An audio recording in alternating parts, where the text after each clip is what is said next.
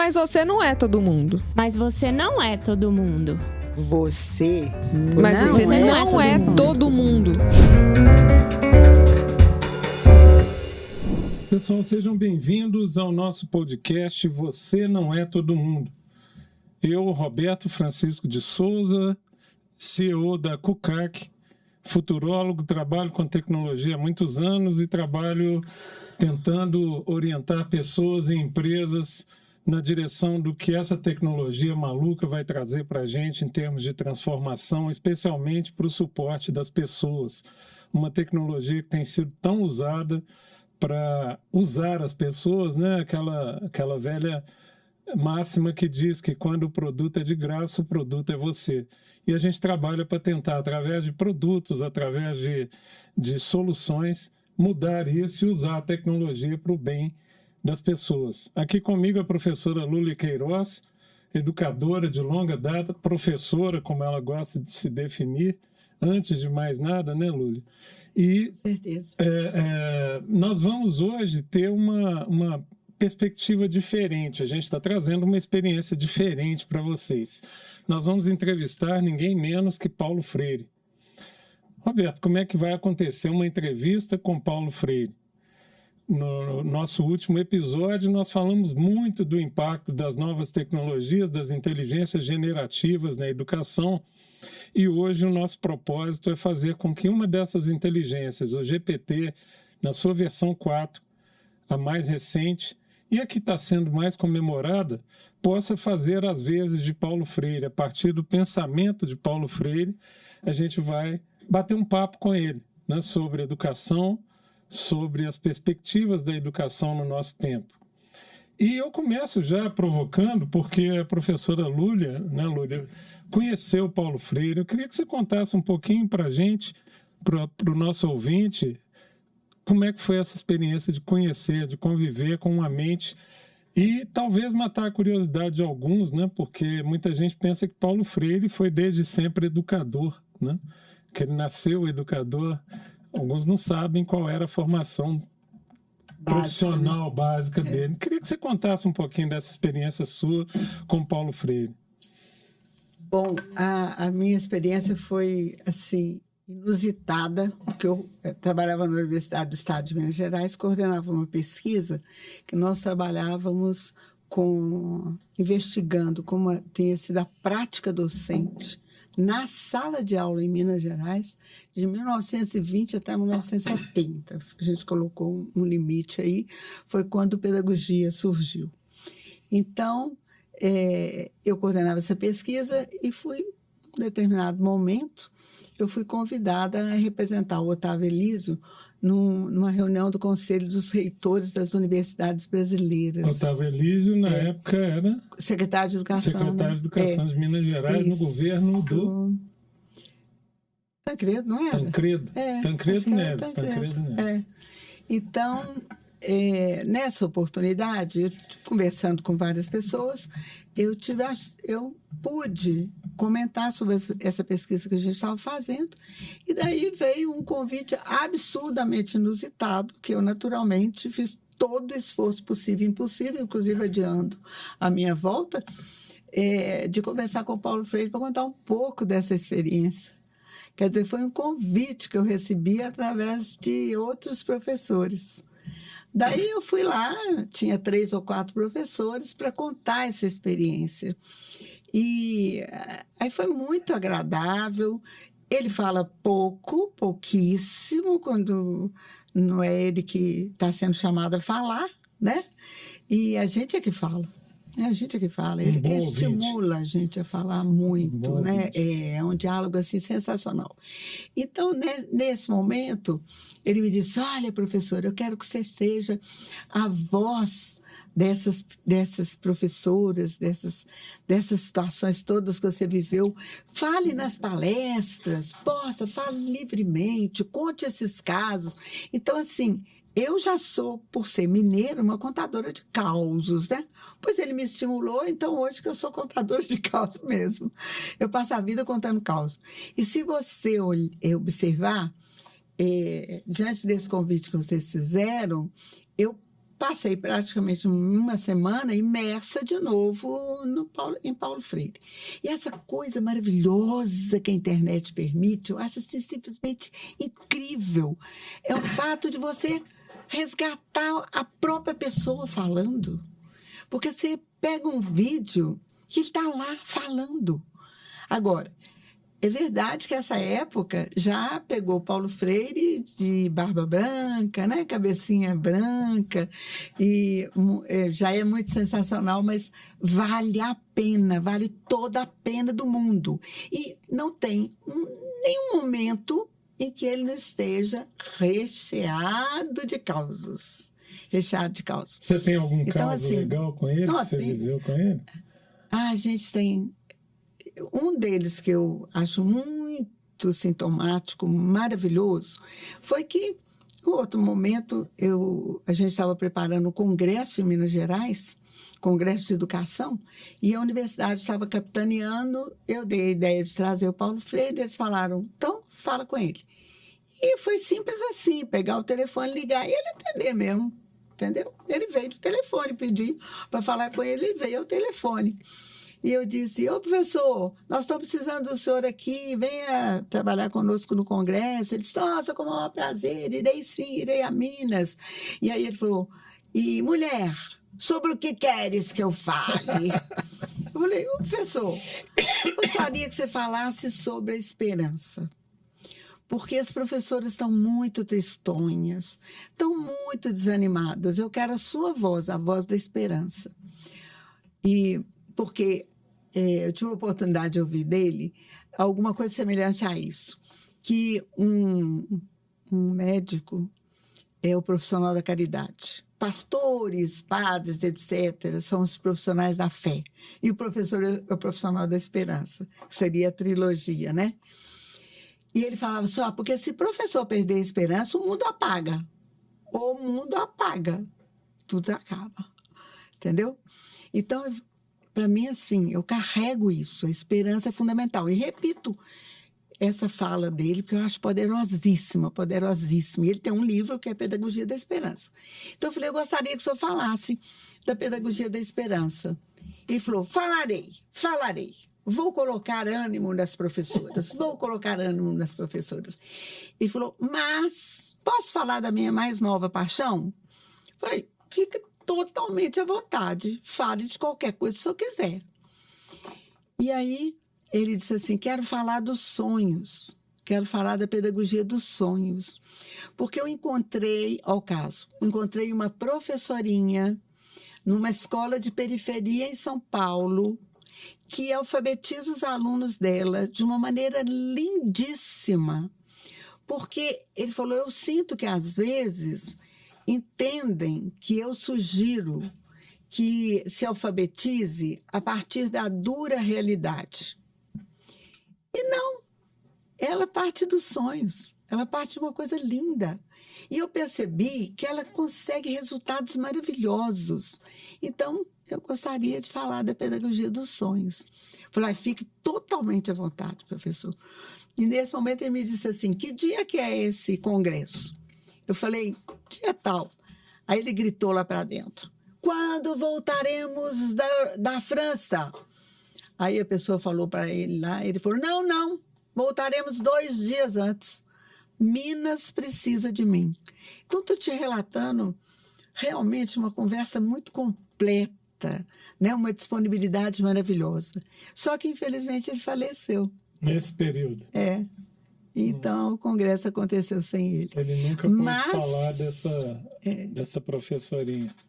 Mas eu me tornei essa porta-voz dele, né? E eu sempre conto essa história em todas as escolas que eu vou e falo da importância, porque o sonho, ele meio que materializa a esperança, né? Ele traduz a esperança.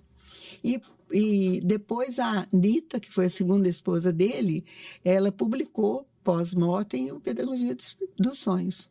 Tem o livro Pedagogia dos Sonhos. É interessante você falar disso, porque no trabalho que nós estamos fazendo, né, a gente sempre fala das dimensões que Brian Little, Para aqueles que não conhecem, Brian Little escreveu um livro chamado Quem de Fato Você É, não sei se já está traduzido para o português, e ele fala das 3 dimensões, da dimensão biogênica, como é que a gente nasce, os nossos genes, como é que nós somos, a dimensão sociogênica, aquilo que nós somos por conta do nosso convívio social, e a dimensão ideogênica, aquilo que nós queremos ser.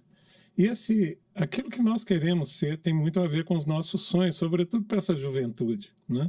Eu acho que boa parte da frustração que tá campeando nas escolas tem a ver, e você ensina tão bem isso, tem a ver com a gente talvez ter desistido de acreditar que a gente possa ser, que a gente é um devir, um potencial que pode ser realizado.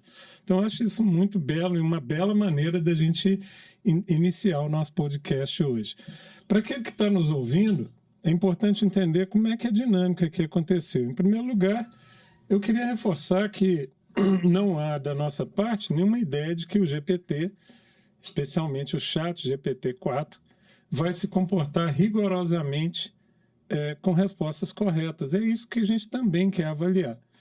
A professora Lúlia tem uma ideia das perguntas que vão ser feitas ao GPT, eu preparei um roteiro para conversar com o GPT, e o que eu pedi a ele foi que ele se comportasse, né? Eu já escrevi aqui, vou fazer uma série de perguntas e quero que você responda como se fosse o educador Paulo Freire, baseando-se no pensamento dele. Posso começar? Né? Então é assim que a gente está fazendo. E a dinâmica eu farei a pergunta, eu vou resumir a resposta dada aqui pelo GPT, e aí a professora Lúlia, a partir da experiência, do convívio, do conhecimento da obra dele, vai comentar se o GPT acertou, se o GPT está pelo menos alinhado, né, Lúlia, com o pensamento de Paulo Freire, e também acrescentar, contestar, como ela mesma disse, para aqueles que não tiveram a chance de ver o podcast anterior, e que também está na visão de Paulo Freire, né, a tecnologia tem que ser usada de forma crítica. Né? Então vamos ver como o GPT se sai sendo um ator hoje, um ator chamado Paulo Freire. Então vou começar. Professor, o que é um professor?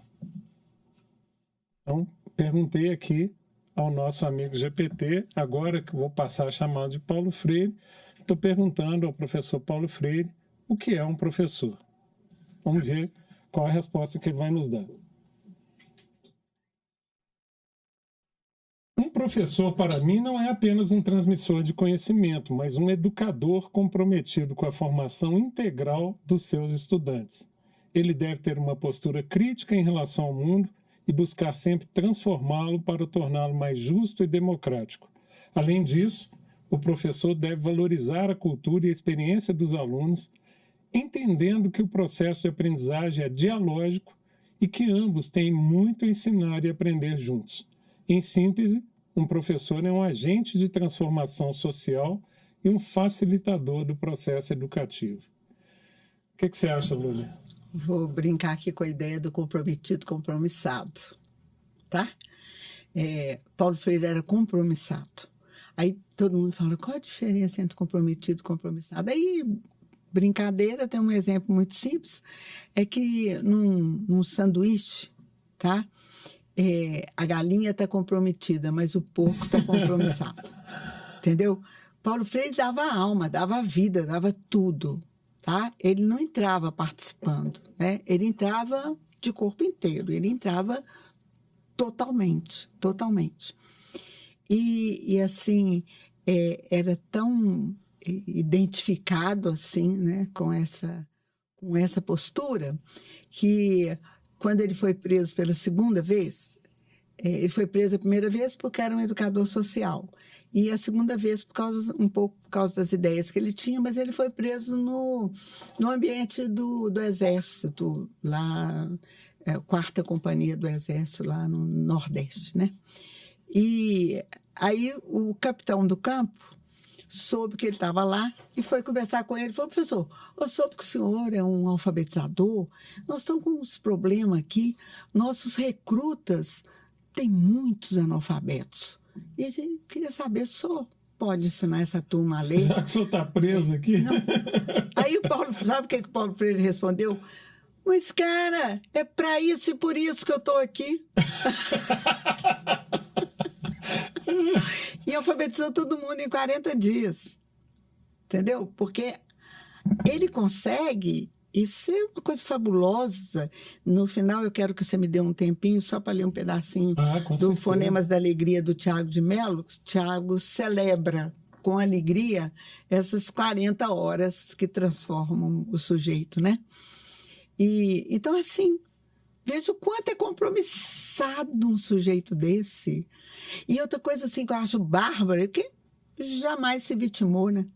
Jamais se vitimou. Essa semana eu tive a oportunidade de ver assim, Cortella falando dele, né?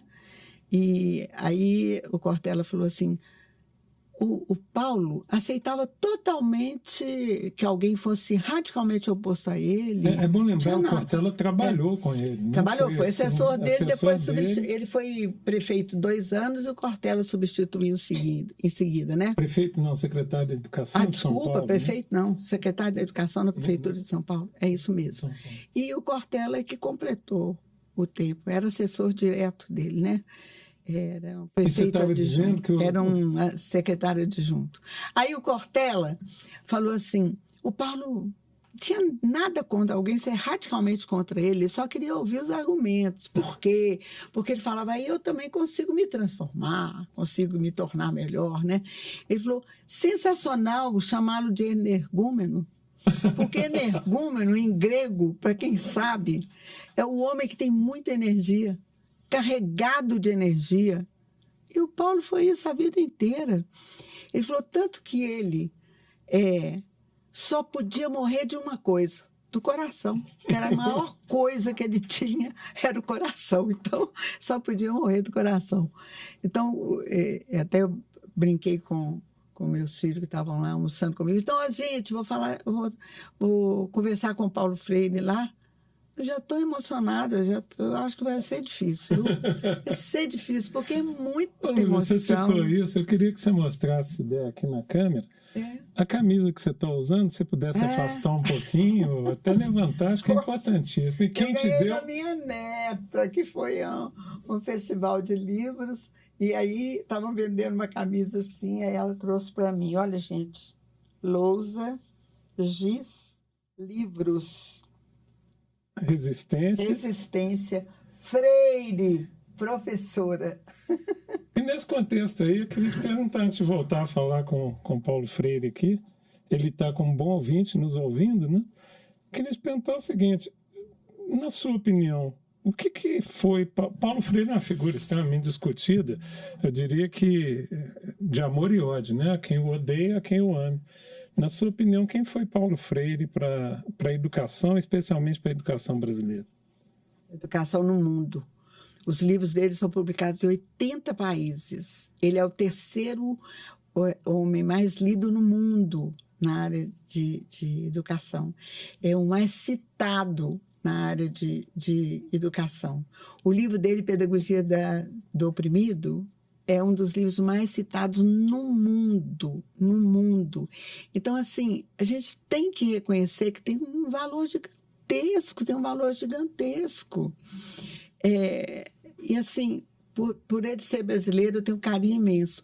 O Pacheco, que foi o diretor lá da Escola da Ponte, tem uma experiência incrível. Eu tive o prazer de conhecer, conviver também. Isso. Acho que não sei se ainda está aqui no Brasil, tem um tempo que parece que está também. Eu acompanho um pouquinho o site dele. Também uma pessoa que eu gostaria que a gente pudesse receber aqui nesse podcast. Com certeza. E ele falou assim que nós temos educadores gigantes no Brasil. Gigantes, que ele considera uma das melhores searas em educação no Brasil, estão no Brasil. Então, você perguntou, a formação do Paulo Freire. Paulo Freire tem assim, ele era de uma família de classe média bem situada, principalmente pelo lado da mãe, mas porque o pai era militar da polícia.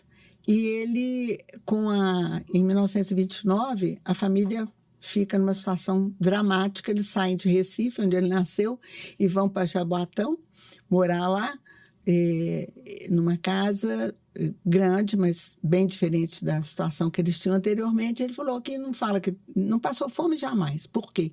Porque as frutas eram muito abundantes. Ele falou que tinha fome de mercado, de coisa de mercadoria de mercado, mas fruta super abundante. Ele falou, tanto que eu tenho assim, maior carinho pelo cheiro do caju. Ele conta que já estava há muitos anos na Europa, quando foi convidado para fazer uma palestra lá na Tanzânia. Ele fala Tanzânia, né? Na África, um país pequeno. Quando ele chegou na universidade, ele quase desfaleceu de felicidade, porque o jardim tinha mangueira e cajueiro, carregado de mangueira e cajueiro. Ele falou que difícil foi arrancar ele do jardim para ir lá dentro fazer o serviço que ele tinha que fazer, sabe? Então, assim, ele entra no ginásio com 16 anos, porque não tinha condição de estudar, a cidade não tinha oportunidade. A mãe dele começa, então, a ver que ele era muito interessado, começa a viajar para Recife para procurar uma bolsa para ele. E aí acaba que ela foi várias vezes, voltava muito triste, não tinha conseguido. Um dia ela vai passando por uma rua e vê lá uma escola e resolve entrar. E o diretor da escola fala, não, se o seu filho gosta, eu vou dar uma bolsa para ele. E ele já estava com 16 anos, quando ele entra no ginásio, entendeu? Ele entra no ginásio. E aí essa bolsa foi um presente para ele. E nesse momento ele passa a frequentar a casa do diretor da escola. Por isso que a atual esposa dele fala que conhece ele desde que ela tinha 5 anos. Porque ela é filha desse diretor. Eles se tornam muito amigos. Eles falam que muito amigos, muito amigos. E tem uma história bonita que ela chama Nita, que ela também...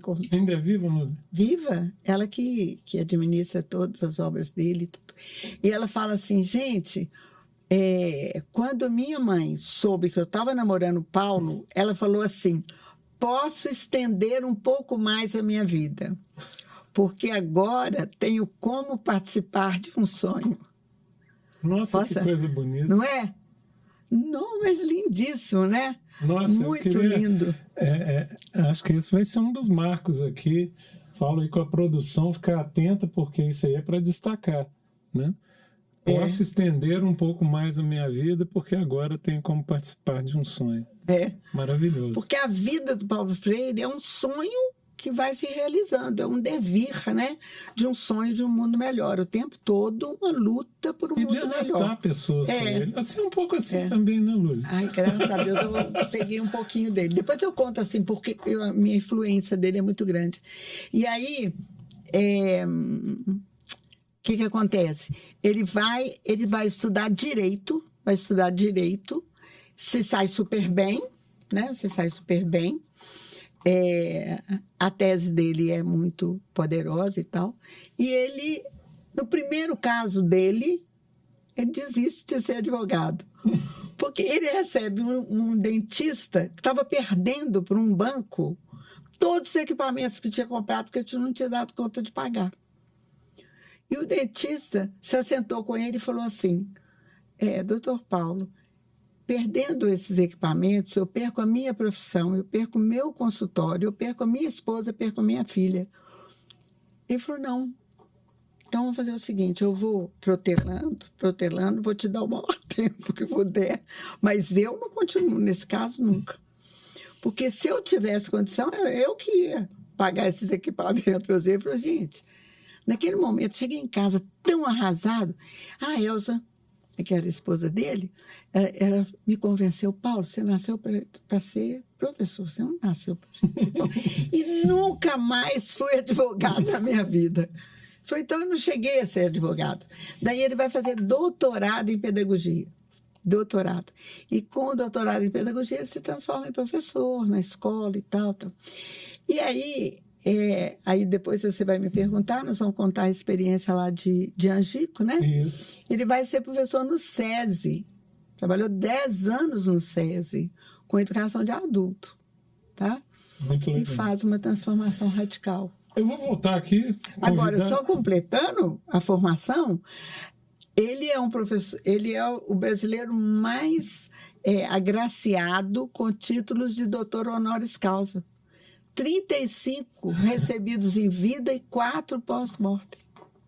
39 39 títulos de doutor honoris causa. É muita coisa. Ô, gente, e assim, tão reconhecido que ele viveu 16 anos no exílio, nunca teve passaporte. Os países recebiam ele, ele entrava e saía nos países, pela autoridade que tinha, pelo reconhecimento que tinha. Porque ele saiu daqui fugido pela embaixada da Bolívia, sem nada, ficou sem nada. Vamos trazer de novo Paulo Freire para a nossa conversa. Né? Professor, o senhor fala de comprometimento com a formação integral do aluno. Para aqueles que chegaram agora, nós estamos aqui entrevistando o professor Paulo Freire na figura do ChatGPT. E ele deu uma primeira resposta, eu estou prosseguindo a entrevista com ele. O senhor fala de comprometimento com a formação integral do aluno. Isso inclui a formação socioemocional. Qual a importância desse aspecto da educação para o aluno? E Paulo Freire responde: sim, sem dúvida, a formação socioemocional é fundamental para a formação integral do aluno. A educação não pode se limitar apenas ao desenvolvimento cognitivo, mas deve abranger também a dimensão afetiva e social do indivíduo. É preciso ajudar os alunos a desenvolver habilidades socioemocionais, tais como a empatia, a solidariedade, a cooperação, a responsabilidade, a resiliência, entre outras, para que possam lidar de forma mais eficaz com as demandas da vida pessoal e profissional. A formação socioemocional permite que o aluno desenvolva uma consciência mais ampla e crítica de si mesmo e do mundo, aprendendo a lidar com suas emoções, a se relacionar melhor com os outros e contribuir de forma positiva para a sociedade. Além disso, a formação socioemocional pode ajudar a prevenir problemas de saúde mental, como a ansiedade e a depressão, que são cada vez mais comuns entre os jovens. Portanto, a formação socioemocional deve ser uma parte essencial do processo educativo, contribuindo para o desenvolvimento integral do aluno. Essa seria a resposta que Paulo Freire daria? Está na linha do que ele diria quanto a socioemocional? Uma coisa que eu acho que talvez fosse interessante a gente cobrar do ChatGPT é que ele fizesse citações diretas, né? Que ele fizesse algumas coisas entre aspas, que ele nos desse a própria palavra do Paulo Freire, que fosse extraída das obras, que fosse extraída dos vídeos, porque essa resposta é uma resposta mais formal, ela traduz o pensamento do Paulo Freire, mas falta emoção, né? Falta aquela coisa, mulher, sobre o que queres que eu fale? Não, falta um pouco dessa coisa, né? Dessa coisa. Acho que essa dinâmica é muito interessante, exatamente para as pessoas entenderem como funciona hoje, né? Tratar como uma inteligência generativa, tá? Enquanto você estiver respondendo, eu vou fazer uma provocação aqui a ele sobre isso. Tá? Vamos ver se ele que nos ele acrescenta. nos dê algumas coisas entre aspas, que ele indique alguns capítulos que devem ser integralmente lidos, como, por exemplo, ensinar exige alegria e esperança. E quando você pega os livros, a inteligência emocional, lá o Goleman, praticamente no primeiro capítulo, ele vai falar do otimismo e da esperança. Porque essas duas são tão fortes, são emoções tão fortes, que dão uma sustentação enorme para uma qualidade de vida saudável. Porque não estou negando que tem emoções que sejam muito fortes e que são tidas como negativas. Nada é positivo ou negativo em si. É positivo ou negativo em relação a alguma situação, algum contexto, algum momento, né? Por exemplo, a ira, que leva, por exemplo, hoje a gente vê esses jovens fazendo essas coisas tão violentas nas escolas, ela pode ser essencial quando eu vou combater uma guerra que está acontecendo em algum lugar, né? Que é quando ela gera uma indignação justa, né? Então, as emoções são todas muito importantes.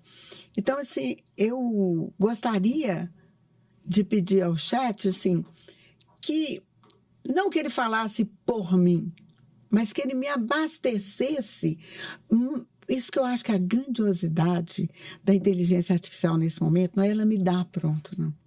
Ela me dá umas pistas, assim, mais diretas.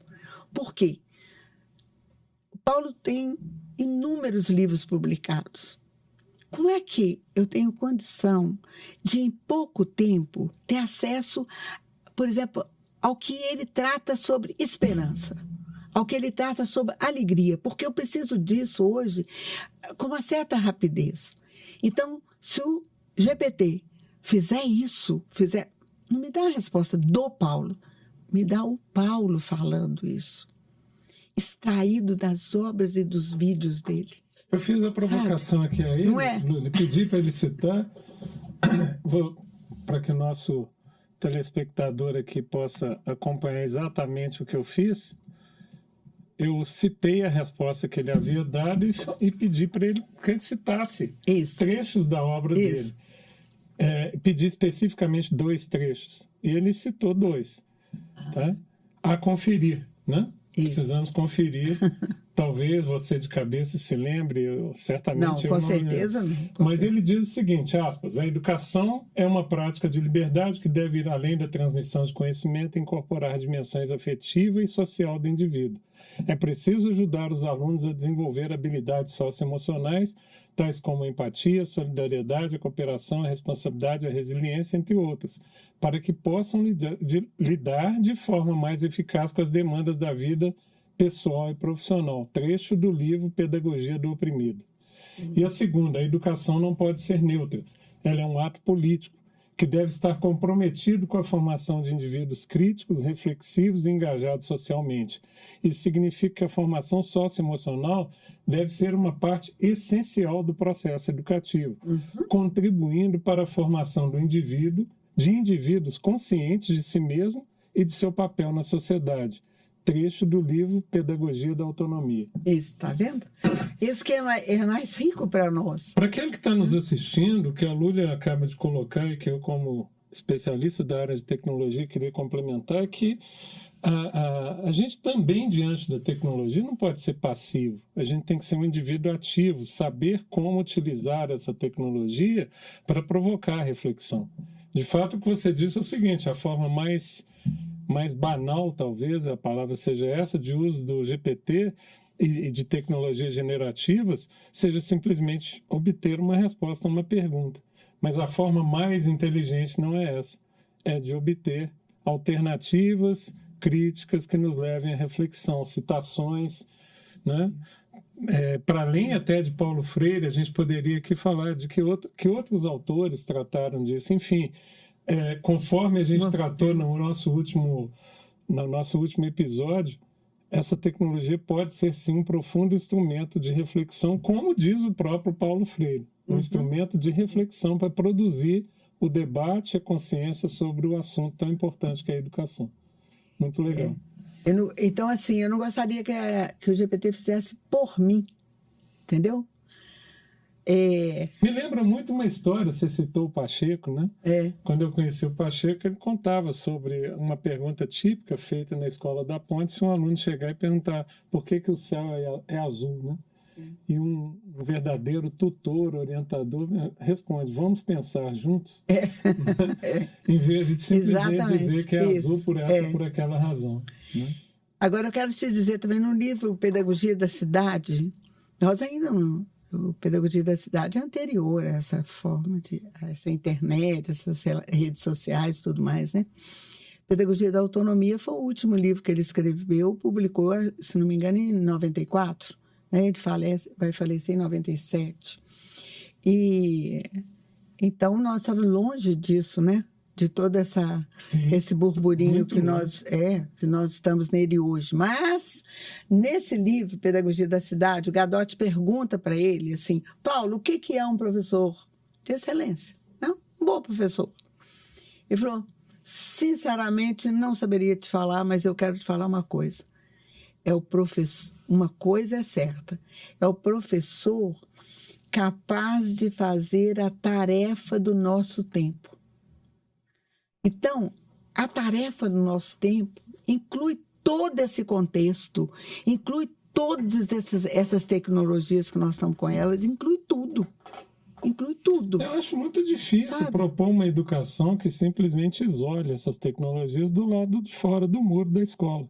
Né? Em vez de dar ao aluno uma visão crítica sobre essa tecnologia. Né? Acho isso quase impossível. Ou se é possível, acho que impossível não é, não, refletindo melhor. Mas não é conveniente, certamente.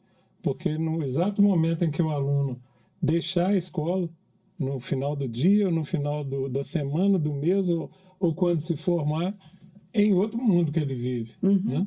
Recentemente, essa carta que foi divulgada aí com a assinatura de... Aliás, uma carta muito pitoresca, né? Porque assinada por pessoas com interesses muito difusos. Né? Elon Musk, né? Que é capaz de Davos, né? Aquela que foi não, assinada. essa carta que agora, protestou contra o GPT, artificial. né? Isso, recentemente. E do outro lado, Yuval Noah, que é um pensador da tecnologia. Então, são pessoas que certamente assinaram por razões diversas. Mas eu, a respeito dessa carta, eu sempre pensei que não dá mais tempo, né? Não dá mais tempo. Nós, como espécie, nós não aceitamos algumas questões. Por exemplo, a gente não aceita... Quando me perguntam se a tecnologia pode ser parada, eu respondo que dificilmente, porque nós não aceitamos morrer. E esse é um debate filosófico, né?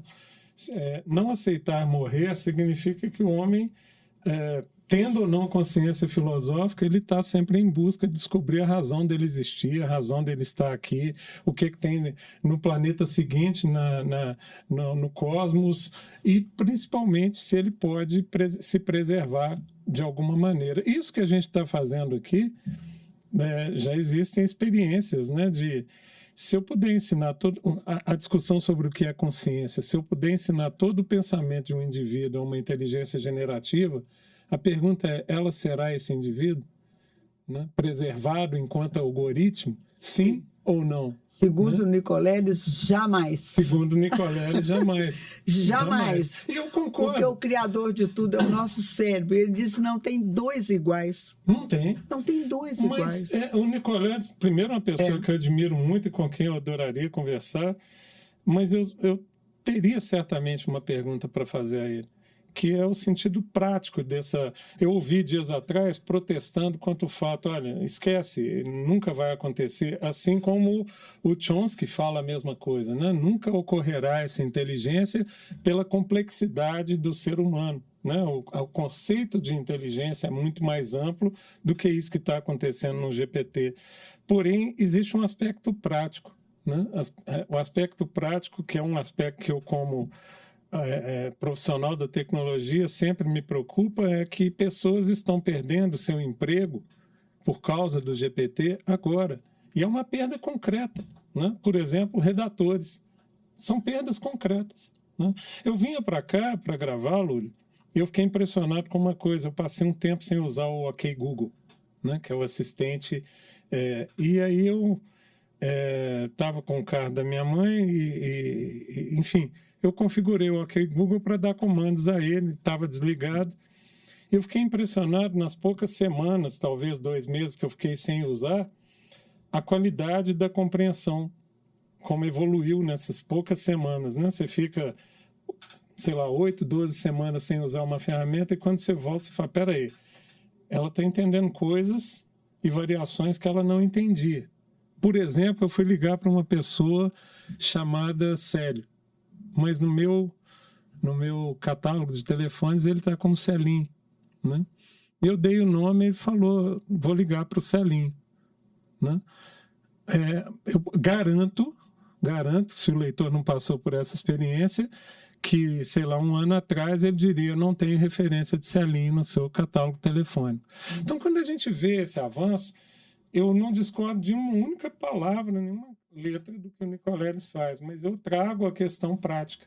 A gente dizer que essa inteligência nunca será alcançada do ponto de vista prático, num certo sentido, não seria expor uma massa razoável de jovens, de profissionais, e dizer para eles, olha, não te atingirá. Tá? Será que não é arriscado a gente, simplesmente por uma constatação de natureza quase metafísica, né, nós ignorarmos o fato que no dia a dia há pessoas que vão usar essa tecnologia, sim, para esse propósito e que empregos vão, sim, desaparecer.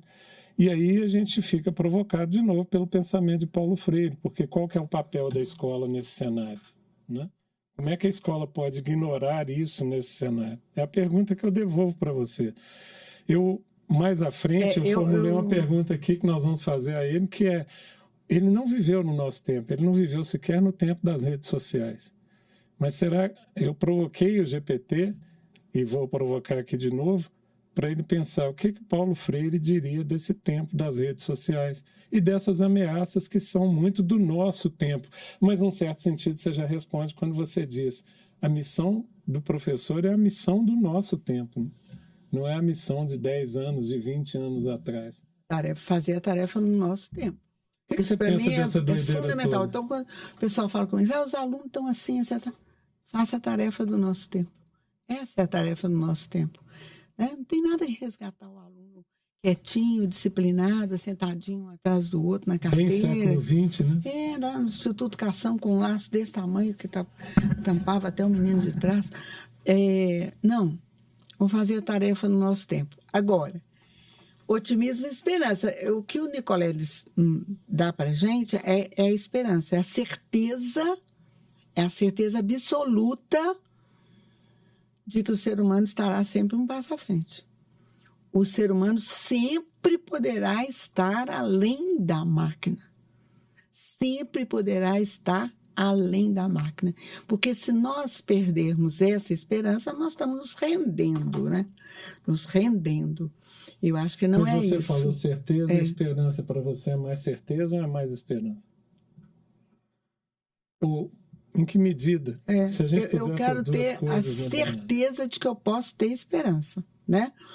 E eu falo assim, o trabalho, isso eu rezo a milhares em todos os momentos que eu falo, é que trabalho é infinito, emprego é finito, totalmente finito, e é uma relação definida na era industrial para a indústria, em função da indústria. Agora, o trabalho é a capacidade do ser humano de transformar a si mesmo, ao mundo e ao outro e tudo mais, constantemente. Esse processo de transformação. Se nós ficarmos livres de tarefas monótonas, repetitivas, chatas, enjoadas, maravilha!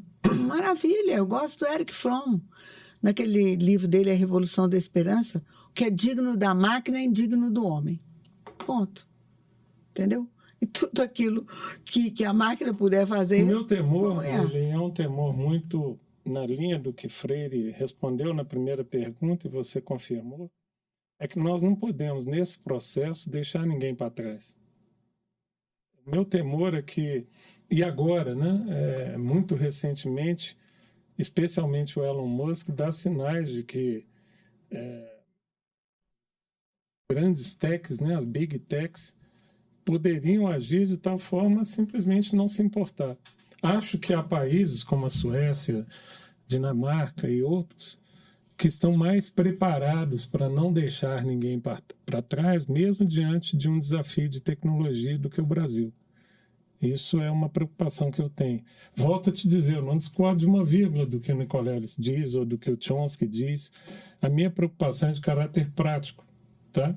Que nós descansemos na ideia de que, enquanto humanos, não seremos mesmo alcançados, né, por N razões, que a gente pode fazer um podcast aqui só para falar disso, mas nos esqueçamos que, do ponto de vista prático, tem que haver políticas públicas, tem que haver uma preocupação consistente, né, dos governantes, para que ninguém seja deixado para trás, substituído simplesmente por uma máquina. E a grande verdade é que até agora substituir as pessoas foi relativamente fácil, porque nós estávamos falando, por exemplo, de um tear, nós estávamos falando de pessoas que ocuparam, sim, outras funções na sociedade, mas que daqui para frente, né, E tem uma outra visão, que é inclusive do Yuval Noah, né? Que é a visão do trabalho pelo prazer. Às vezes eu sou jardineiro, você sabe disso. Às vezes eu ando pela cidade, né? E olho a cidade e falo, como que a cidade está feia, né? Como que você tem lugares com jardins belíssimos, abandonados, árvores morrendo. Eu fico pensando assim, eu teria prazer de fazer esse trabalho se eu tivesse uma garantia social, né? É um trabalho que me daria prazer, cuidar de um jardim, né? Então, essa é uma outra perspectiva. Essa experiência do Tom Zé? Não. Tom Zé forma jovens em situação de risco para serem jardineiros. Ele tem um projeto maravilhoso. Tom Zé, que é o compositor. Tom Zé, Muito legal. Ele não teve filhos e ele aplica tudo que ele ganha nesse projeto. E, essencialmente, ele ensina os meninos a cultivar rosas, que ele acha a rosa de uma beleza assim, ímpar. Acho que nós vamos ter que resgatar essa dimensão de não do emprego, que é finito, como você explicou, mas do trabalho, e que já está se esgotando rapidamente. Nós estamos vendo o emprego se esgotando muito rápido. Sim. Mas essa coisa. E por isso que eu falo, é isso. A gente tem que.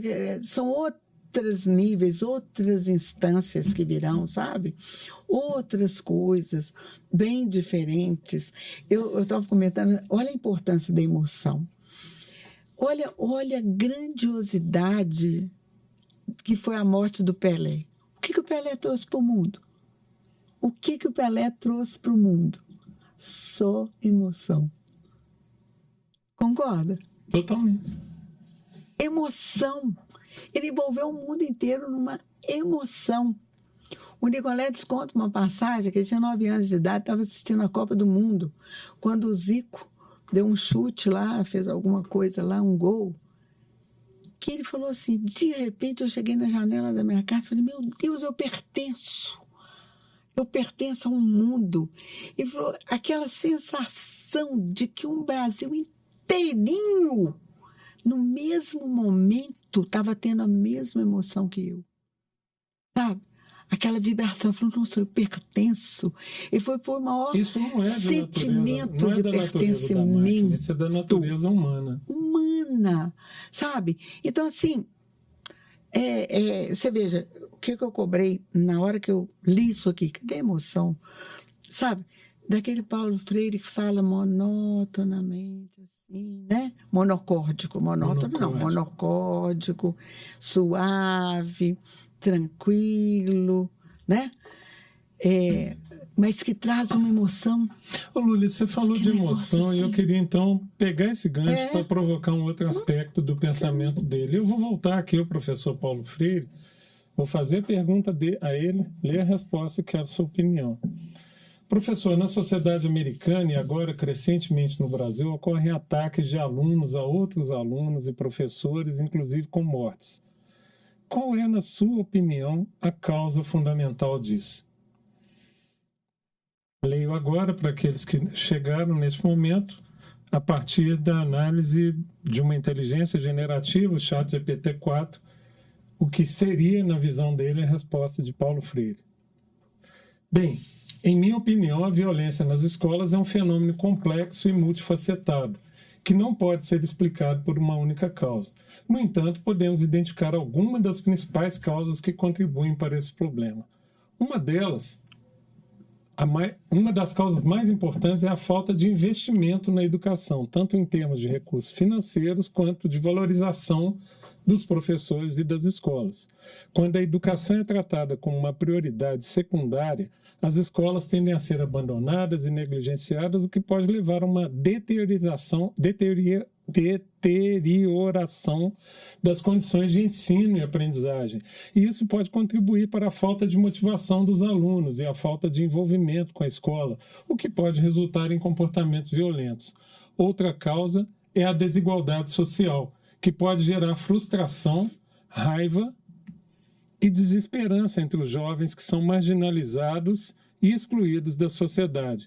Quando os jovens se sentem desvalorizados e sem perspectivas de um futuro melhor, podem recorrer à violência como forma de protesto ou como uma maneira de se fazerem ouvir. Além disso, a cultura da violência que é difundida por meio da mídia, dos jogos eletrônicos e de outros meios pode influenciar os jovens a adotarem comportamentos violentos. A falta de valores humanos fundamentais, como a empatia, a solidariedade e o respeito ao próximo, também pode contribuir para o comportamento violento dos jovens. Eu, antes de passar a palavra, só chamar a atenção para que, num dado momento, a inteligência pega o pensamento de Paulo Freire e insere elementos como jogos eletrônicos, que não era uma realidade freiriana, né? Ele morre antes desse fenômeno. O que você acha, né? Lembrando qual foi a pergunta feita, né? Qual seria a principal causa de alunos estarem fazendo ataques a outros alunos, a professores? Você acha que é esse o pensamento de Paulo Freire? Você acrescenta ou tira alguma coisa? Não, eu acho que esse daqui é pensamento de hoje. Tá? Não dele. O argumento do chat foi de hoje. Tá? É. Foi de hoje.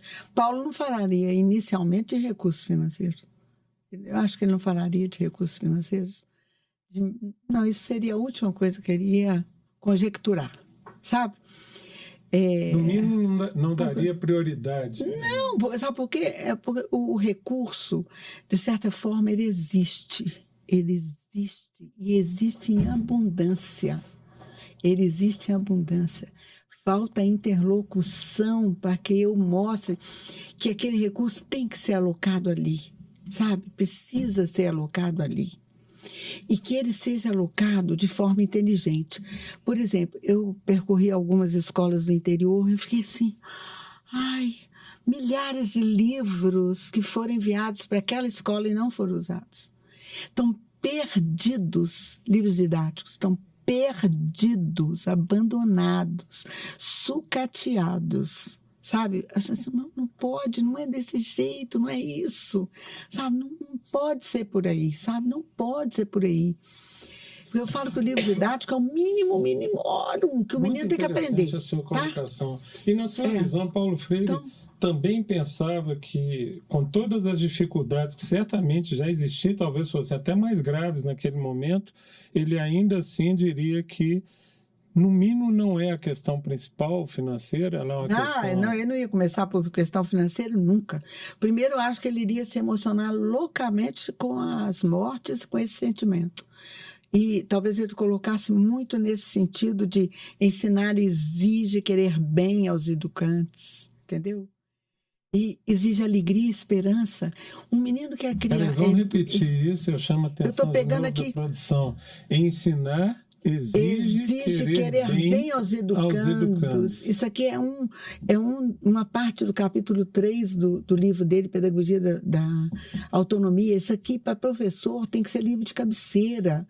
Eu acho que o professor, todo dia, devia levantar e rezar o índice. Rezar o índice já é suficiente, o índice já é suficiente, sabe? Porque é de uma grandiosidade, é impressionante, é impressionante. Você vê, o Paulo fala muito em ensinar, hoje a gente fala em aprender, nós fizemos um deslocamento, sabe? Na época dele, ele colocava, assim, em cima do professor, né? Um peso muito grande, porque ensinar vem muito do professor. E você embora ele seja totalmente dialógico. Como uma coisa natural, boa, ou como algo que não deveria? Como processo evolutivo. Inclusive, outro dia eu ouvi uma das pessoas que eu ouvi essa semana dizendo assim, está contido em toda a obra do Paulo Freire tudo que a Unesco propôs nos 4 pilares da educação. Aprender a ser, aprender a conviver, aprender a aprender, aprender a fazer. Está contido, está contida. A obra dele é toda assim, centrada nisso, no educando, né? Na relação, na interação entre professor e educando. Né? Então, ele fala assim, por exemplo, existe uma convicção, precisa ter um tipo de autoridade. Por exemplo, o menino precisa ter limite, ele precisa sentir que esse professor está cuidando dele.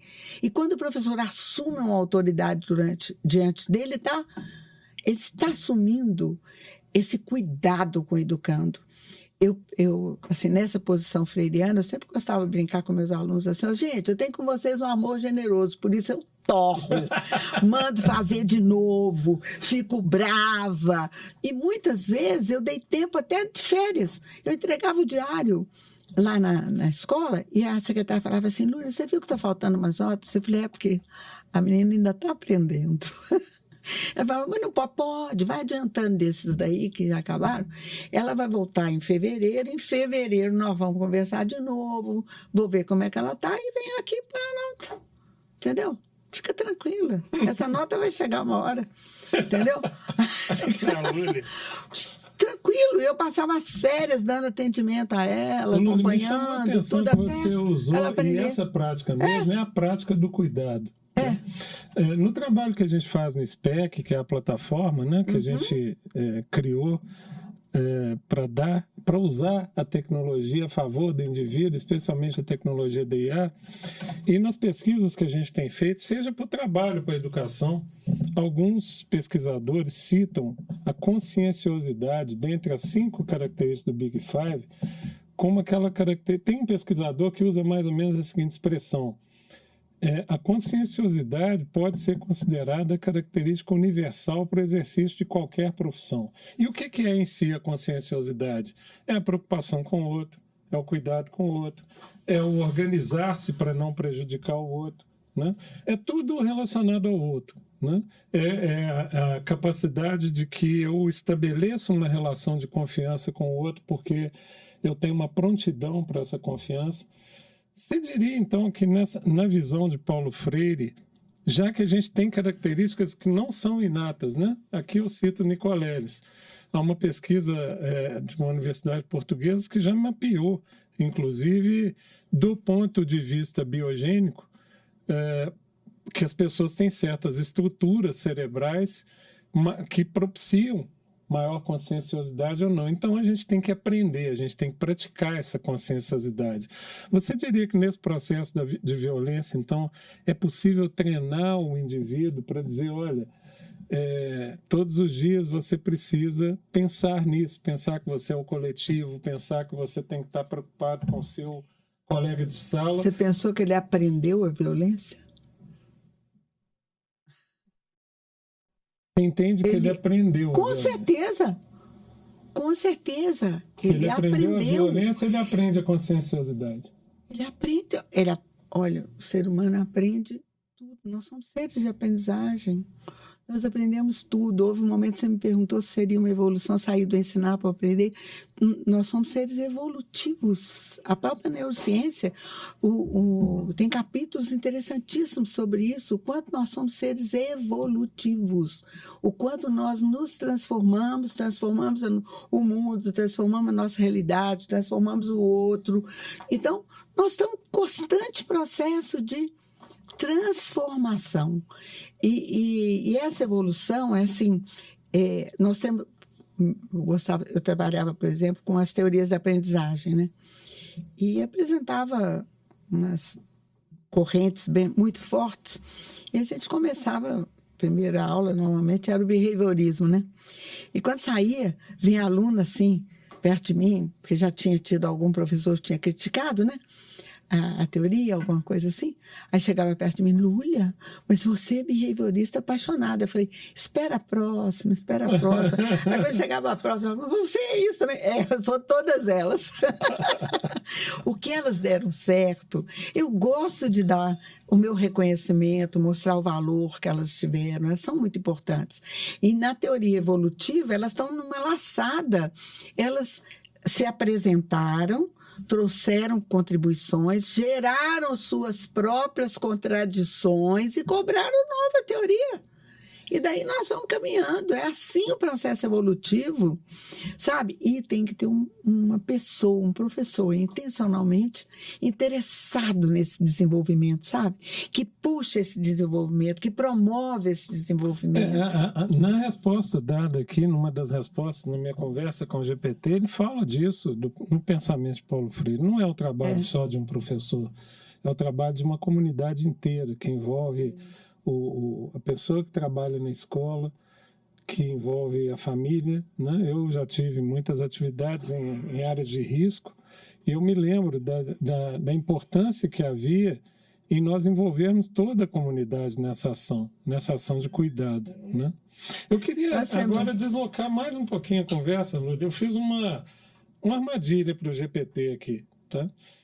Eu fiz uma pergunta que forçaria ou força necessariamente ele a extrapolar o pensamento de Paulo Freire para ver como ele se sairia combinando esse pensamento com a realidade atual. E a pergunta foi o seguinte: qual o papel da mídia, das revistas, jornais, que é algo que estaria na realidade de Paulo Freire, e nos tempos atuais da tecnologia da informação, influenciando positivamente ou negativamente a formação do aluno? E ele responde, sendo Paulo Freire, o seguinte: mídia, revistas, jornais e, nos tempos atuais, a TI, podem ter um impacto significativo na formação de alunos, positiva ou negativamente, especialmente no campo socioemocional. Por um lado, mídia e tecnologia podem ser fontes valiosas de informação e conhecimento, oferecendo aos alunos a oportunidade de aprender sobre diferentes culturas, perspectivas e realidades sociais. Mídias sociais e tecnologia podem conectar pessoas de diferentes partes do mundo e permitir que os alunos se expressem livremente, criando comunidades virtuais que promovem a diversidade, a inclusão e a solidariedade. Por outro lado, a mídia e a tecnologia também podem promover estereótipos, preconceitos, disseminar informações falsas, contribuir para a cultura da violência e do ódio.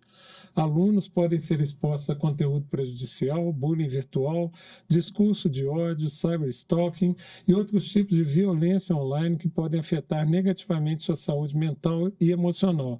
Portanto, é importante que os educadores e a comunidade escolar ajudem os alunos a desenvolver habilidades críticas para lidar com a mídia e a tecnologia de forma saudável e responsável. Alunos devem ser incentivados a questionar as informações que recebem, a buscar fontes confiáveis e a desenvolver um senso crítico em relação ao que veem e ouvem. Os educadores também podem ensinar os alunos a se expressarem de forma respeitosa, evitar comportamentos que possam prejudicar os outros. É uma resposta ampla demais, não é, Lúlia? O que você achou dessa resposta? Paulo Freire trabalha a dimensão crítica o tempo todo. Nesse sentido, a resposta contém essa... Essencialmente, nós temos que formar um cidadão crítico. O cidadão crítico, a crítica, ela denuncia, mas ela dialeticamente tem que anunciar o que tem que ser feito, tá? Ela faz a denúncia, mas ela faz o anúncio. Ela diz o que tem que ser feito. Ficar só na denúncia é tempo perdido, tá? Então, tem o discurso que o Frei Beto fez no enterro do Paulo Freire, é maravilhoso, que ele fala que se Paulo Freire tivesse que trabalhar com a cartilha Ivo viu a uva, no interior de Pernambuco, onde não tinha ninguém com o nome de Ivo, e ninguém nunca tinha visto uma uva, mesmo assim, ele falou, o Paulo ia dar conta. Porque o Paulo ia começar estudando a uva, o cacho, o pé, a parreira, o parreiral, toda uma produção. E aí ele vai caminhando e mostrando que, no final, o Paulo Freire ia fazer com que as pessoas vissem que aquela uva que foi produzida ali, ela ia percorrer o mundo e ela ia ter vários destinos. Virar um vinho caríssimo, servido numa taça do cristal mais poderoso, ou ser comida podre por uma criança que não tinha nada para comer além daquela uva. Tá? Então, o tempo todo, ele trabalhava essa consciência, né? Essa consciência crítica, esse de é e não é, sabe? A dialética da realidade. E fazia as pessoas crescerem por isto, porque ele significava absurdamente todo o contexto da palavra que era trabalhada na alfabetização. Por isto é que ele conseguia alfabetizar em 40 horas. Por causa do significado que carregava naquilo. Mas, você vai me perguntar da experiência de Angico, eu vou te passar nessa experiência. Para ela, Lúlia, eu faço essa pergunta aqui ao GPT e vou resumir para você começar a falar de Angico. Você vai ver que maravilha. Na experiência de Angico, como foi o envolvimento dos professores com os alunos no campo emocional? É a pergunta que eu fiz a ele.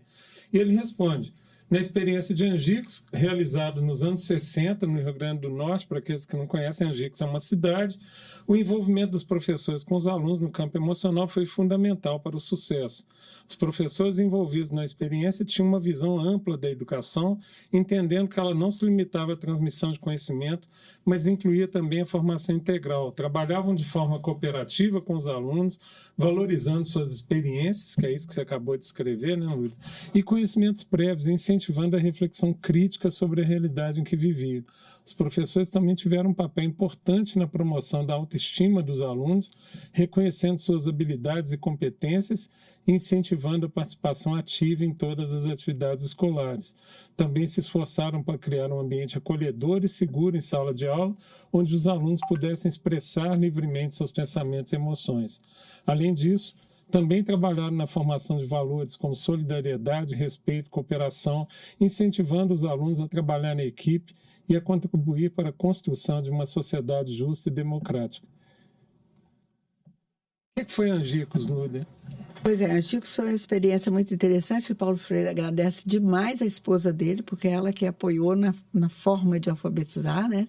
Que deu todo... Porque a primeira coisa que ele começa a falar aqui, ó, ensinar exige rigorosidade metódica. Não é brincadeira. Isso não é brincadeira. E a base dele era a problematização, né? A problematização da própria realidade. Da própria realidade. Ele fala que quando começam os alunos, na folha, não dava... Eles não conseguiam escrever 3 sílabas numa folha, não cabia na folha. O lápis furava a folha, certo?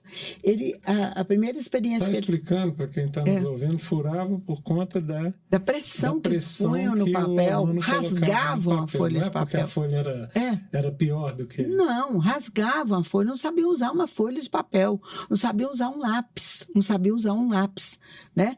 As professoras contam que depois da experiência, elas enterraram os materiais que elas tinham trabalhado até aquele momento. Porque foi tão gratificante a experiência que elas não quiseram saber de mais nada que elas faziam antes. De tão gratificante que a experiência foi, sabe? Então, elas foram formadas, assim, antes, né, numa concepção de fundamentos, e durante o processo todo ele foi refletindo, trabalhando, corrigindo, consertando, melhorando, e realmente em 43 horas, 300 e tantas pessoas foram alfabetizadas. 43, vamos repetir isso, não é? 43 horas, adultos, né? 300 e tantos foram alfabetizados. E aí houve uma grande celebração. E o Jango lá foi na cerimônia de celebração. E dizem que junto estava o Costa e Silva e acaba que ele... Bom, então aconteceu o discurso do Jango e o Jango falou sobre o ABC do brasileiro, que seria a Constituição.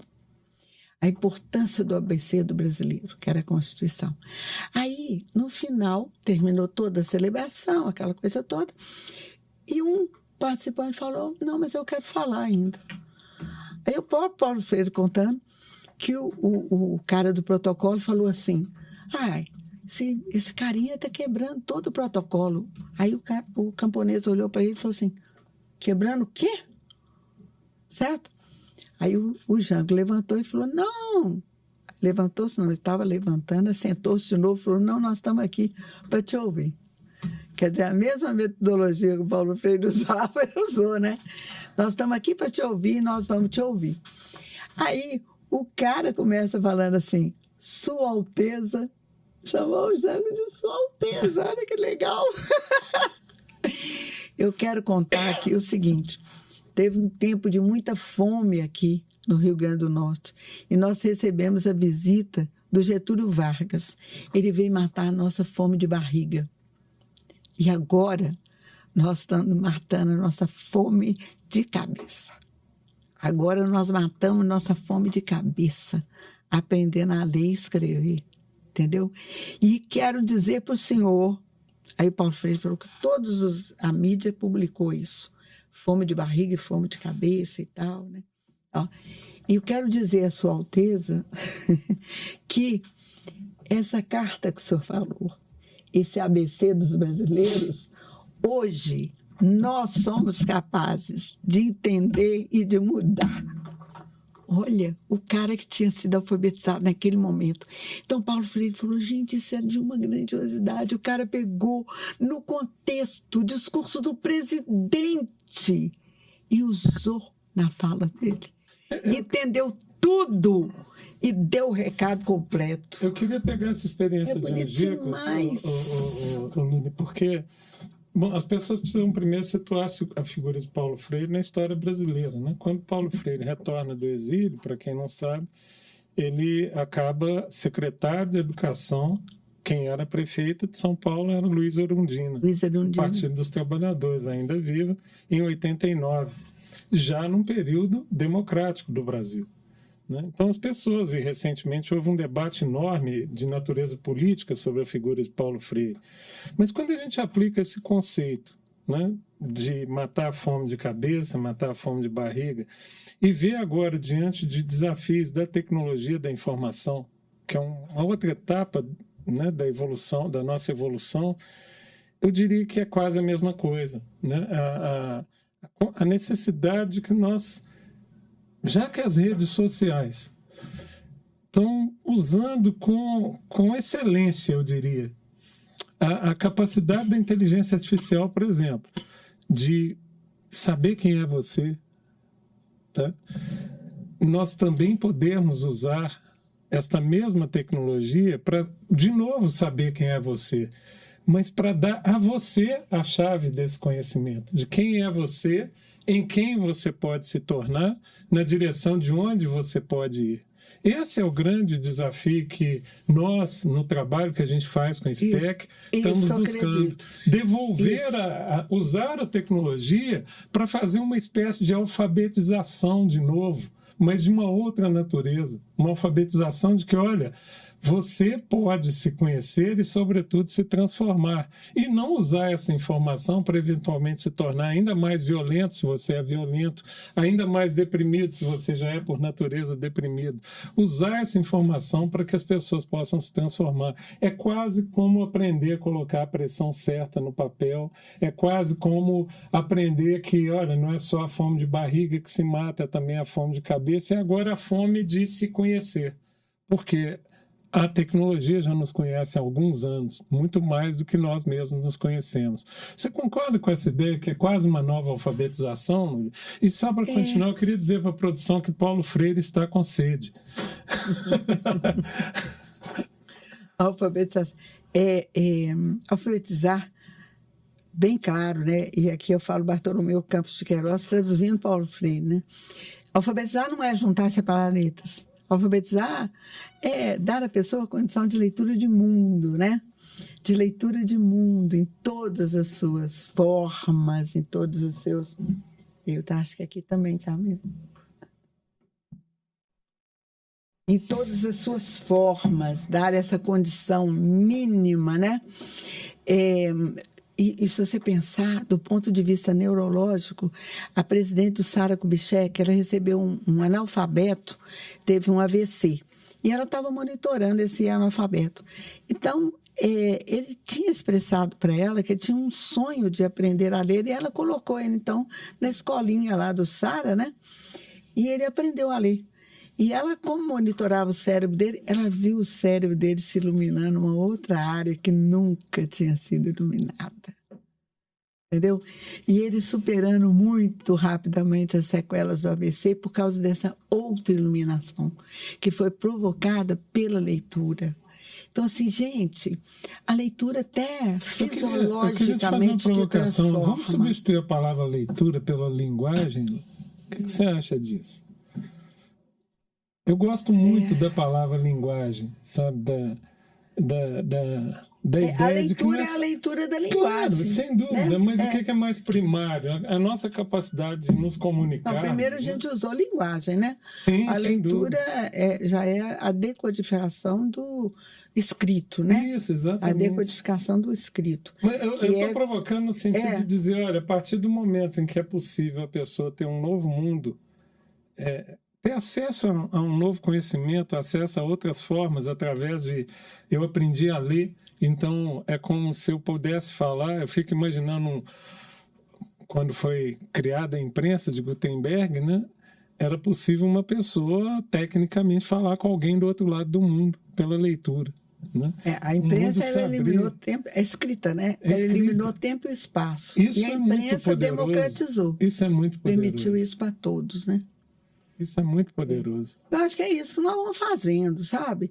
Eu acho que aquele medo que os reis tiveram quando foi inventada a escrita, quando chega o livro, que eles têm medo que você fique prejudicado na memória e até proíbem e tal. Está acontecendo agora com a inteligência artificial, a gente tem medo também, mas nós somos seres de superação. A gente vai criar uma outra coisa, um mundo novo, totalmente diferente. Desde que a inteligência artificial, o que ela der conta de fazer, nós sempre estaremos um passo além. Sempre estaremos um passo além. E eu gosto de pensar assim, não ameaçar a juventude com o que a inteligência artificial está fazendo, sabe? Mas de trabalhar com eles para que eles criem esse espaço de ser um ser novo, um ser diferente. Que a gente não sabe exatamente que ser é, né? Eu não quero ameaçá-los. Não quero ameaçá-los. Eu tenho aquele livro do Domênico de Masi, Revolução Simples, mas ele resolve meio o problema do emprego. Porque ele fala que a revolução mais simples do mundo para ocupar todo mundo é você reduzir as horas de trabalho. Assim como Henry Ford fez quando ele criou a semana de 5 dias, 8 horas de trabalho, e botou a aposentadoria e o limite de idade de 12 anos para começar a trabalhar, ele ampliou loucamente a capacidade de emprego. Concorda? Sim. Isso foi uma revolução gigantesca. Agora, o que o Domênico propõe? 6, uma semana de 4 dias, 4 a 6 horas de trabalho. Só isso já definiria pleno emprego no mundo inteiro. Né? Segundo a visão dele, já definia isso. Mas eu não me preocupo muito com a relação de emprego. Eu acho que eu nunca fui preocupada com a relação de emprego. Lula, antes da gente caminhar para o fim, nas últimas perguntas que eu tenho aqui queria te fazer uma pergunta.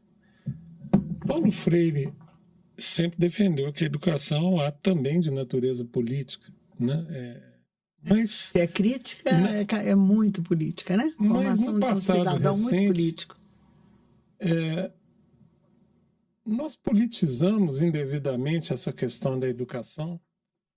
Agora mesmo há um debate enorme sobre o modelo do ensino médio, enfim.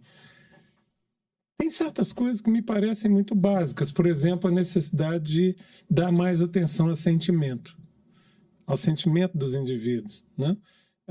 O próprio fato das pessoas praticarem certos atos de violência na escola para depois irem para a rede social e divulgarem esses atos, ou outros seguidores louvarem esses atos.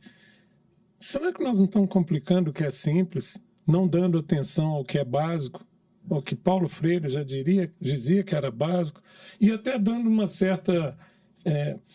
que é uma diferença entre uma visão política do problema e uma visão partidária do problema. Eu acho que a visão é política, né? E não partidária. Partidária não. Política sim, política sempre sim, política. Mas partidária não sempre poderia política. ser. O problema ele não muda de dimensão porque muda o governo, ele continua sendo o mesmo problema. O menino está acuado, o pai dele muitas vezes sem emprego, a mãe sendo violentada em casa, o problema continua sendo o mesmo, né? Será que não é mais simples a gente dar exatamente essa atenção para que o indivíduo está sentindo, para suportá-lo nesse processo? Afinal de contas, já há inúmeras pesquisas que mostram que a nota dos diversos, do IDEB, do Enem, as notas melhoram quando eu dou essa perspectiva socioemocional, quando eu dou suporte socioemocional. Então, eu me pergunto por que a gente não está fazendo isso com muito mais intensidade. Quando a experiência de Angico também envolveu isso. A primeira pessoa que eles ouviram, um sujeito, ele falou: gente, como é que eu vou ter cabeça para ficar aqui ainda 1 hora aprendendo a ler, quando eu sei que na minha casa eu vou chegar, os meninos estão sujos porque não tem água para tomar banho, os meninos estão irritados porque comeram super mal, está todo mundo irritado, a casa está desordenada. Então, eles fizeram isso também, eles estenderam para as famílias o cuidado com a casa. Então, você tem vídeos hoje, né? Hoje, naquela época, eles não faziam vídeos nenhum de nada disso, mas que os meninos foram orientados a tomar o banho na escola, aprenderam a tomar banho na escola, banho com bacia, sabe? É igual o Frei Mesquita, você lembra o Frei Mesquita educando os meninos também para entrar no primeiro emprego? Ele ensinava os meninos a tomar banho com 5 litros d'água usando uma bacia para ficar higienizados, né? Então, eles cuidam disso também, sabe? Cuidam desse entorno, né? Dessas condições materiais. Eu acabei de pesquisar aqui. Angicos acontece em 1963.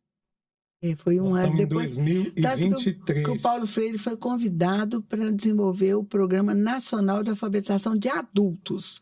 Ele criou o projeto todo, mas em 64 foi tudo interrompido, né? Ou seja, nós estamos falando de um problema que era exposto em 63 e continua exposto hoje, de uma forma diferente, mas continua exposto hoje. Eu me lembro quando eu trabalhava em zonas de risco, com adolescentes em trajetória, né, de risco, alguns falavam... eu me lembro quando a gente falava de discussões familiares, né? Uma professora nossa, na casa que eu presidia, ela começa a falar com o aluno sobre a necessidade de amar os pais, amar a família, né? E um aluno vira para ela, e eu soube disso porque me chamaram lá, a mulher ficou desorientada, vira para ela e fala: é muito fácil você falar em amar seu pai quando ele nunca encostou um 38 na sua cabeça. Então, assim, não é um problema de natureza partidária, é um problema de natureza política. Como é que eu lido com uma criança cujo pai violentou, encostou um 38 na cabeça, ameaçou de morte, né? Eu tenho que lidar com isso, não importa quem esteja no poder, né? O problema não muda porque mudou o governante, ele continua lá. E aí eu acho que a gente tem instrumentos imediatos para isso, né? Nós precisamos dar atenção para isso, como a gente dá atenção para matemática, para português, porque o menino simplesmente não entende matemática, não aprende matemática, porque ele tem um problema muito mais grave para resolver, que é imaginar chegar em casa e ser uma menina, por exemplo, ser viciada pelo pai, né? Nós temos que resolver isso, mas eu noto uma certa... É como se o problema pudesse ser deixado para depois, porque antes nós temos que ter as melhores notas de matemática, português e ciência, que são certamente importantes. Mas nós não podemos continuar negligenciando isso. Quando Paulo Freire não negligencia a ideia de que, olha, você tem que cuidar da sua casa, você tem que cuidar... Ele começa a criar uma espiral positiva, né? E eu já vivi isso, não preciso ir a Paulo Freire. Quando eu era presidente da Casa do Pequeno Cristo, eu me lembro que a gente falava com os adolescentes num projeto de coleta de lixo, né? E eles falavam assim: para que recolher lixo? Eu moro numa casa de um cômodo, né? E a gente, usando, né, dessa filosofia, vai ensinar essa criança que, olha, por que vale a pena, quais são as razões, o que se transforma, e aí ele vai para casa educar a família, né? Depois a gente faz isso de novo em outros projetos. Mas eu fico... Por que nós estamos adiando algo que em particular, a tecnologia pode nos ajudar a fazer, né? Que é esse suporte socioemocional? Eu gosto muito de falar assim, gente, a escola deve ser um espaço onde o menino entra com o maior prazer, onde ele constrói a esperança, onde ele constrói a resiliência, onde ele tem que ser um espaço... Onde ele se sente seguro. Onde ele se sente bem, onde ele se sente que tem um bem-querer para ele, né? Que tem um bem-querer. Olha, eu acho assim, a hora que tem um bem-querer, que o menino percebe isso, muda muito a realidade, sabe? E aí eu falo assim, é difícil eu mudar essa família, é difícil eu mudar essa casa, mas aquele tempo escola tem que ser sagrado, tem que ser o melhor possível, tem que ser o melhor possível. Aí você pode pedir no chat aí uma frase do Paulo Freire: precisamos, acho que é construir a escola. No final ele diz assim, que apaixonadamente diz sim à vida. A hora que você põe esse apaixonadamente diz sim à vida, aparece para você o parágrafo inteiro. Mas, entendeu? É isso aí, sabe? Eu tenho que... A escola tem que ser esse espaço. É muito... Sabe? Eu fico pensando assim... Eu tenho pouca influência fora, né, Roberto? Tem pouca influência fora, mas lá dentro é o meu universo. Então, ali eu posso fazer o que tem de melhor. O que existe de melhor eu posso fazer ali, sabe? E tenho que fazer ali, naquela relação com aquele estudante. Tem que construir esse tipo de relação. Eu fiz o que você me pediu aqui e até provoquei se Paulo Freire escreveu essa frase em algum livro. Ele fala sobre o pensamento, que ele usou essa frase várias vezes ao longo da vida, tá? Mas não escreveu, não teria escrito essa frase. O nosso ouvinte, que é fã de Paulo Freire, pode nos ajudar a confirmar essa informação ou não. Lúlia, canção assim, Fonemas da Alegria. Nós vamos terminar com essa sua reflexão. Né? Mas Thiago só fechando, eu acho que a gente tem que ser essa escola que apaixonadamente diz sim à vida. Todos, né? Esse sentido. A escola pode fortalecer essa meninada toda. Quando alguém me pergunta sobre a visão política, né, ou sobre a visão tecnológica que eu defendo, eu sempre respondo: primeiro vamos defender a vida, depois tudo que defende a vida eu sou a favor, né? Não é? E não é à toa que nossa empresa, né, ela fala de uma inteligência artificial para a vida, que é absolutamente possível. É absolutamente possível. A favor da vida, né? Por que da Thiago de Mello escreveu Canção Fonemas da Alegria? Escreveu uma homenagem a Paulo Freire, né? Então ele fala: peço licença para algumas coisas, primeiramente, para desfraudar esse canto de amor publicamente. Vou dar uns saltos, né? Não fique à vontade, Lúlia. Acho que você pode... Nós vamos encerrar com Canção de Fonemas da Alegria, né? Sucede que só sei dizer amor quando reparto o ramo azul de estrelas que meu peito floresce de menino. Peço licença para soletrar no alfabeto do sol pernambucano a palavra tijolo, por exemplo, e poder ver que dentro dela vivem paredes, aconchegos e janelas, e descobrir que todos os fonemas são mágicos sinais que vão se abrindo, constelação de girassóis girando em círculos de amor que de repente estalam como flor no chão da casa. Às vezes nem a casa, é só o chão, mas sobre o chão quem reina agora...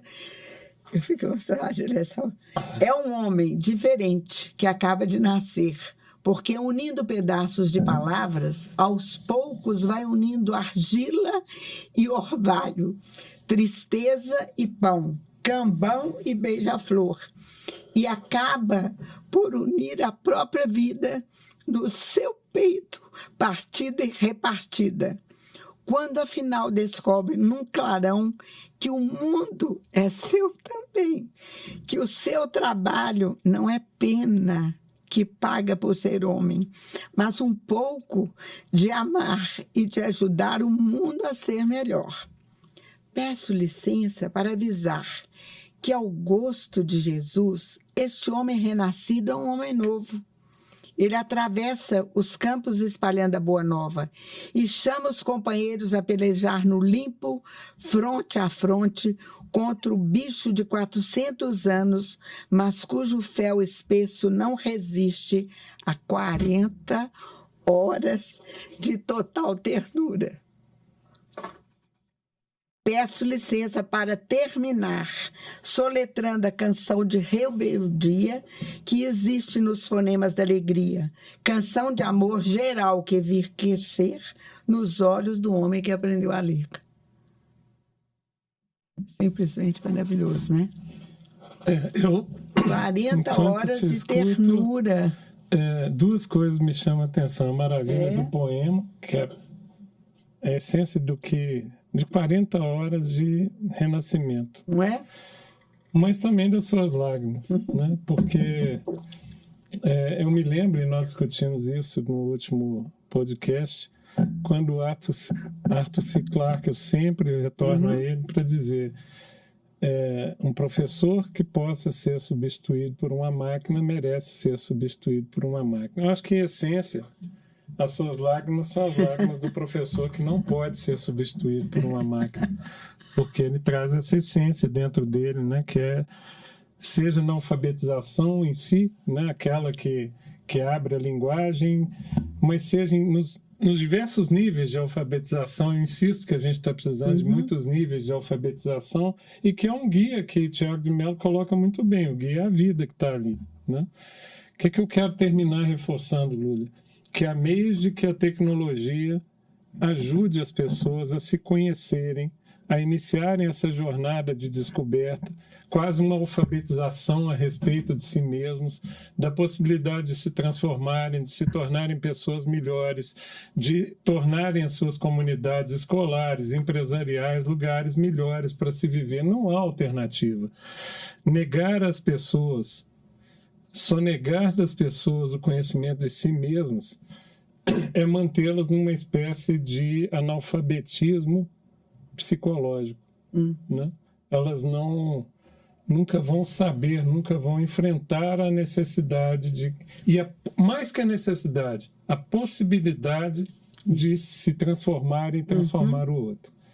Eu acho que a gente atinge aqui, no final desse podcast, alguns objetivos. O primeiro, de dizer, olha, legal, GPT é inteligente pra caramba. Eu realmente fico impressionado por estar usando o 4 na construção da linguagem que ele usa. É realmente impressionante, mas para muito além disso, a ideia de que a emoção é o que guia o resultado. É o refletir sobre o que ele disse, são os casos que você contou sobre Paulo Freire, são as suas lágrimas que marcam o que realmente importa. Né? Eu convido a cada um dos que nos assistem a divulgar o nosso podcast, a nos ajudar a divulgar esse trabalho, e convido vocês a estarem com a gente no próximo episódio. Aqueles que não assistiram os episódios anteriores, cliquem aí no canal, curtam com a gente, nos ajudem a divulgar esse trabalho, nos ajude nessa pequena contribuição para a transformação da escola e da empresa na direção de escolas e empresas que dão muito mais valor ao ser humano e que dão, através da tecnologia, ao ser humano ou diretamente a ele, a possibilidade de se conhecerem melhor. Muito obrigado. Até o próximo podcast. Lúlia, obrigado. Espero que a gente esteja aqui rapidinho para continuar a falar disso, com mais convidados. Obrigada. Olha só, Paulo Freire não estudou em Harvard, mas Harvard estuda Paulo Freire. Ótima forma de terminar. Grande orgulho. Um abraço a todos.